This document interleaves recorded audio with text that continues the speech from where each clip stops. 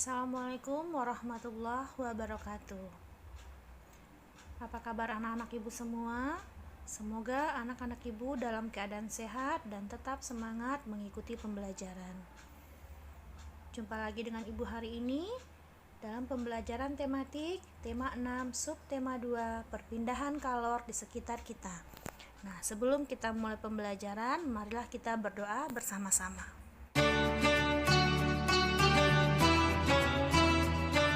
Doa sebelum belajar.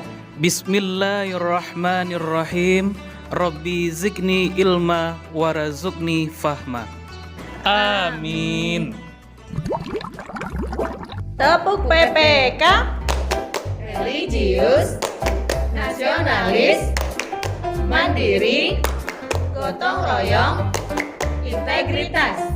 Salam PPK, salam cerdas, berkarakter, menyenangkan, luar biasa, hebat.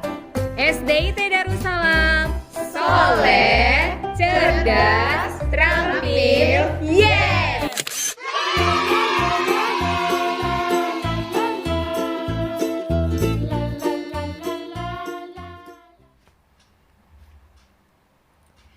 Tujuan pembelajaran hari ini yang pertama, siswa mampu menjelaskan antara hak dan kewajiban dengan benar. Siswa mampu mengidentifikasi macam-macam perpindahan panas dengan tepat. Siswa mampu menganalisis bentuk-bentuk interaksi manusia dengan lingkungan dan pengaruhnya terhadap pembangunan sosial dengan tepat. Serta siswa dapat mengidentifikasi bentuk-bentuk pola lantai tarian tradisional dengan benar. Materi pembelajaran kita yang pertama hak dan kewajiban, yang kedua teks eksplanasi, 3 perpindahan panas, 4 pembangunan sosial, 5 pola lantai tarian tradisional. Hak dan kewajiban warga negara. Hak negara yang pertama, hak memaksa, yaitu hak untuk memaksa peraturan-peraturan negara. Yang kedua hak monopoli, hak untuk memonopoli dalam menetapkan tujuan bersama.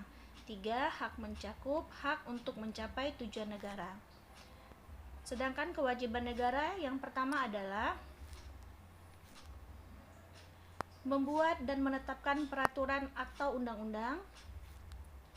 Yang kedua, mengadakan pengawasan terhadap peraturan yang telah ditetapkan. Yang ketiga, menjamin, melindungi, dan memelihara hak-hak warga negara.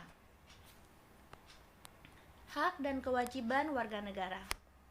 Hak azazi manusia adalah hak yang dimiliki oleh setiap manusia sejak dia lahir. Nah, apa saja hak azazi manusia?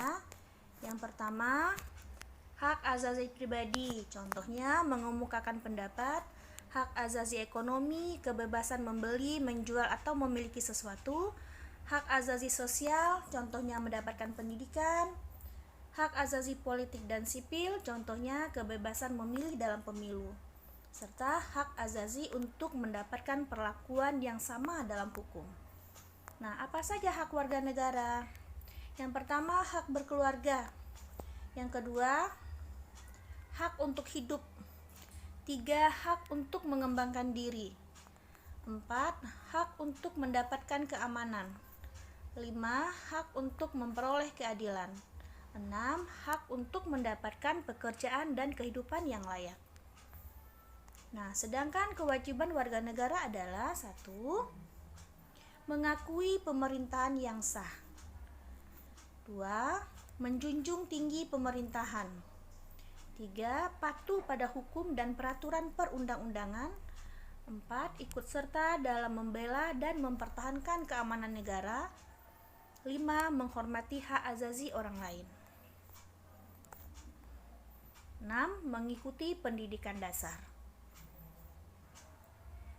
Materi kita selanjutnya adalah macam-macam perpindahan panas. Ada 3 macam perpindahan panas. Yang pertama, perpindahan panas secara konduksi, yaitu perpindahan panas melalui zat perantara tanpa diikuti aliran zat perantaranya. Nah, contohnya memasak menggunakan panci logam, membuat kopi atau minuman panas, kemudian membakar logam. Nah, seperti pada gambar ya nak ya. Nah, yang kedua, perpindahan panas secara konveksi. Perpindahan panas melalui zat perantara yang diikuti aliran zat perantaranya. Contohnya, yang pertama, air yang direbus dalam panci akan mendidih. Yang kedua, peristiwa naiknya asap ke cerobong asap pabrik. Yang ketiga, peristiwa terjadinya angin darat dan angin laut. Perpindahan panas yang ketiga, perpindahan panas secara radiasi, yaitu perpindahan panas tanpa zat perantara. Contohnya, cahaya matahari sampai ke bumi. Duduk di dekat api unggun, badan kita akan terasa panas. Kemudian lilin menyala di sekitar kita, kita juga akan merasa panas.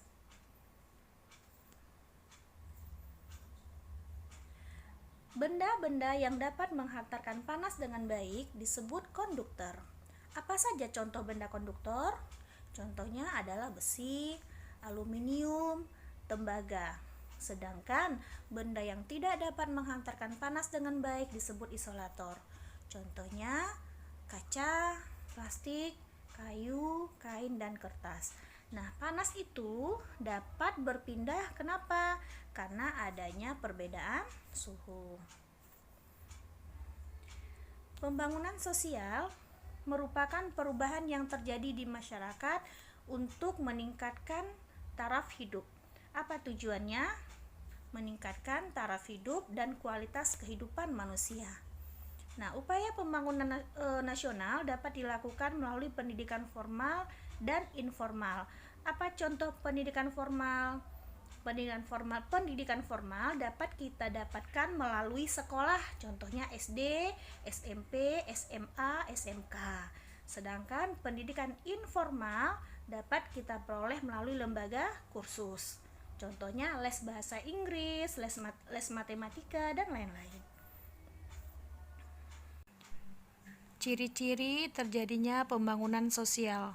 Yang pertama, dari ketertinggalan menjadi maju. Yang kedua, yang bersifat tradisional menjadi lebih modern. 3, dari kurang pintar menjadi lebih pintar. 4, kemiskinan menjadi lebih kaya. 5, sakit menjadi sehat. Nah, apa upaya yang dapat dilakukan untuk meningkatkan pembangunan sosial? Nah, yang pertama, melalui usaha. Usaha apa saja? Contohnya usaha bengkel, salon, pangkas rambut, toko kelontong, dan lain-lain. Nah, teks eksplanasi. Teks eksplanasi adalah teks yang menjelaskan tentang suatu proses atau peristiwa. Hal-hal yang perlu diperhatikan dalam membuat teks eksplanasi. Yang pertama, baca dan pahami teks aslinya. Yang kedua, tentukan gagasan utama dari setiap paragraf. 3, kembangkan gagasan utama dengan menggunakan bahasa sendiri. Nah, langkah-langkah untuk menentukan informasi penting dalam teks eksplanasi. Apa yang bisa kita lakukan? Yang pertama, bacalah teks dengan seksama. Pahami makna setiap kalimat pada teks. Tentukan kalimat utama atau gagasan pokok dalam paragraf. Kemudian, tandai kata atau kalimat yang mengandung kata kunci.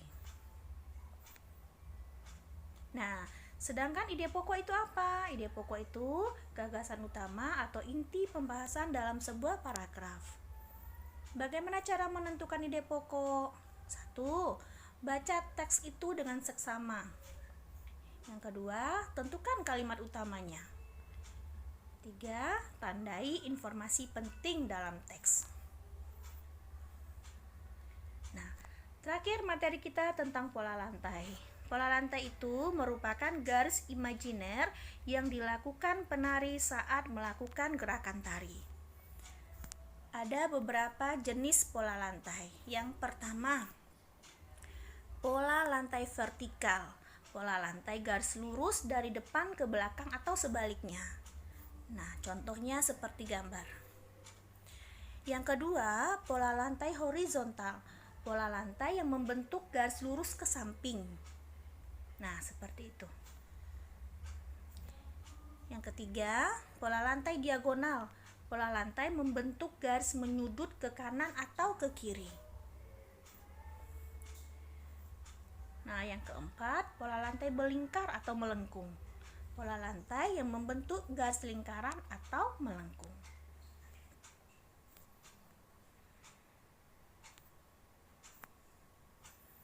Contoh tarian dan pola lantai yang digunakan. Nah, ini.